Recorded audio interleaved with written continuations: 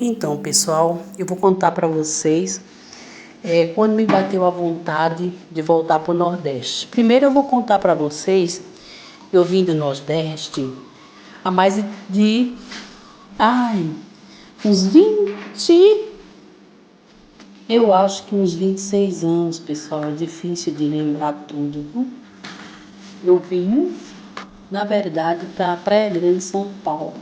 Eu vim dar um passeio, mas eu vim sem avisar para o meu pai.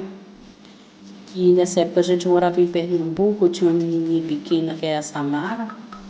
E eu vim dar um passeio, eu queria voltar, mas eu fiquei com medo do meu pai. Queria me dar uns tapas, porque eu dei uma fugidinha, vim sem avisar.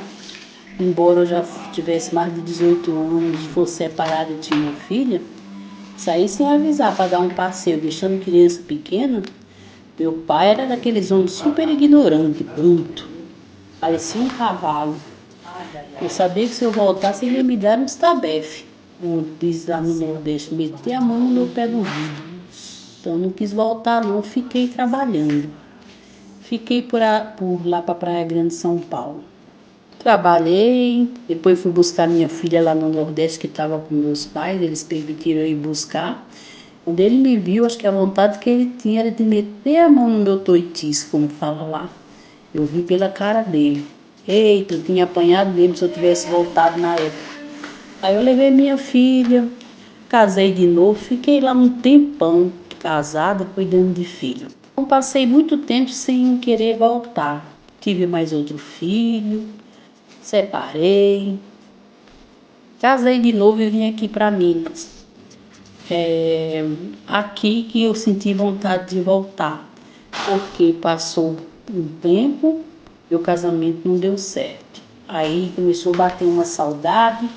Eu estava longe de algumas irmãs que eu tenho na Praia Grande, São Paulo, da minha filha e de um filho meu que mora lá, e estava aqui em Minas. Aí bateu a vontade de voltar. Aí eu conversei aqui com meu ex, porque eu tinha assim dó, né, de voltar, levar os filhos que eu tinha com ele. Eu já tinha a menina e o menino. Eu conversei com ele, falei, vende tudo, vamos voltar. Você compra uma casa lá para você, se deve você comprar uma para mim, que lá a casa é um pouco mais em conta. Aí teve uma época que tanto eu falar, ele convenceu e botou para venda. Mas aí eu vi que eu ainda não tinha terminado o estudo lá no Nordeste. Para trabalho é mais difícil, não é tão industrializado. Aí eu fui terminar o ensino médio, ranquei a placa, desisti de voltar para o Nordeste. Eu estudei, terminei o ensino médio. Aí eu até pensei em voltar, mas eu falei, sabe uma coisa, eu vou fazer uma faculdade, porque chegando lá eu vou ser professora, eu tenho meu filho para criar, estou divorciada, eu vou fazer faculdade. Iniciei a faculdade, daí veio a pandemia, aí desistimos de tudo, né? A gente já pensava que era o fim, que Jesus já vinha ajustar a conta com tudo, aí desisti.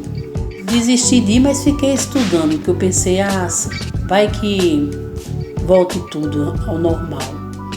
Aí, mas depois eu desisti do estudo por motivo de grana e também muita violência estava tendo na escola, ataque, lembra? Aí a pandemia passou, começou a me bater vontade novamente. Mas aí faltava grana, eu fiquei pensando como é que eu ia fazer. Mas o meu menino ficou sem receber o benefício aí quase 2 anos e eu recebi um pouquinho de grana. Guardei na vontade de voltar. Uma forte vontade, sabe? Às vezes eu ficava pensando lá na terra da minha mãe, do meu pai, lá em Juru, Paraíba. Quanto que eu fui feliz minha infância lá, sabe? Mas o meu filho que mora na Praia Grande um dia reclamou, falou, mãe, você quer ir para aquele fim de ano, não quer ir lá? Não tem mais a casinha do seu pai e da sua mãe, não, como era. Mas cada um sonha com o que gosta, né? Eu acho que as raízes nordestinas não saíram de mim, porque eu nasci no Paraná, mas eu tenho o sotaque nordestino. E eu penso muito no povo, eu gosto de tudo.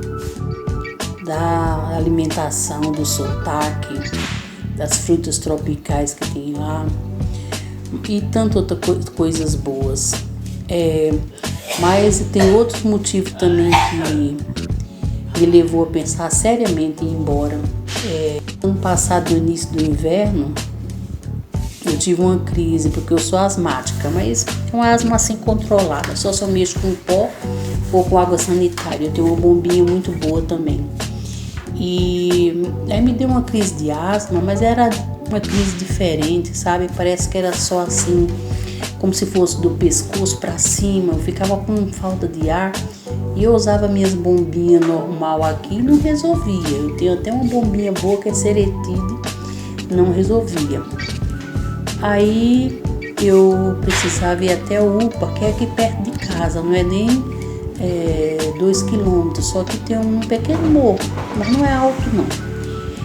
Mas eu queria que alguém me levasse, né? O meu ex-marido, que estava morando aqui no fundo, agora ele está lá em casa porque a casa está muito quebrada, e ele ficou doente, então não podia ficar aqui só, né? Eu pedi para ele ir até o UPA para me levar, só que ele não podia, porque ele estava também muito resfriado, um resfriado forte. E a minha filha também não podia ir comigo, a Áudia, porque ela também estava muito resfriada. E o meu menino Oliver, autista, também estava muito resfriado. Então, veja, eram 4 doentes, muito doentes dentro de casa. Aí eu, com falta de ar tremenda, eu subi aqui, tem um postinho, que eu moro num bairro muito bom. Tem um postinho aqui bem pertinho da minha casa. Aí eu fui lá para ver se tinha algum médico, não tinha ninguém, já era acho que quase 4 da tarde e não tinha quem me levasse. Eu falei, ó, que eu tô com falta de ar. Eu conversei com a agente comunitária que passa aqui em casa. Ela foi e me levou. Chegando lá no UPA, eu me sentei por lá e fiquei esperando. Falei, ó, tô sentindo mal. Aí aquelas moças faziam aquela cara de paisagem, né? Tava nem aí. Aí eu falei, gente, eu não sei, eu tava com mal-estar. Aí eu fui me encostando, porque as cadeiras lá não tinha aqueles encostos legal de braço, tinha uns bracinhos do lado, não dava pra eu deitar. Eu não sei o que eu fiz, só sei que eu acordei em cima de uma maca. Eu acho que eu desmaiei, né? Aí a médica tava querendo pegar uma veia na minha perna. Acho que ela teve uma convulsão. Eu digo, não, nunca tive convulsão. E o que você tem, não sei o que, me levou, acho que lá pra sala pra perguntar. Eu falei, não, eu já tô bem. Eu falei, não, que eu tava com mal-estar. E ela perguntava o que eu tinha. Eu digo, eu sou asmática, mas eu não tô bem. Eu senti uma fraqueza, sabe? Na verdade, hoje eu sei que era sensações de desmaio, né? Aí ela me levou lá pra dentro, passou 2 inalações, passou uma inalação, me deu uns 2 jatos de aerolim. Aí a moça falou assim, você tá com alguém? Eu falei assim, eu tô só. Ela falou assim, eu vou te dar um remédio, você vai dormir. Eu falei, tá bom. Ela me deu um remédio para dormir com outras coisas na veia, né? E eu não tinha ninguém para me acompanhar. Eu dormi, eu acho que isso era umas 5 da tarde, eu acordei mais ou menos umas 7 da noite, já acordei bem. Aí eu falei, agora eu vou embora. Vim sozinha, né? Vim sozinha, fui liberada, vim. Ainda passei no mercado, comprei umas carnes, umas misturas, comprei umas frutas, umas coisas para as crianças e vim fazer a janta. Cheguei em casa, não fui descansar não, fui fazer janta. Então eu analisei, gente, eu digo, eu moro num lugar frio, asmática. Já pensou se um dia eu pego uma pneumonia, sou internado, quem vai cuidar das crianças, né? O meu ex, ele não é aquela pessoa que não sabe fazer nada, não tem muito interesse pelas coisas. Aí isso reforçou mais ainda a ideia de eu ir embora para o Nordeste.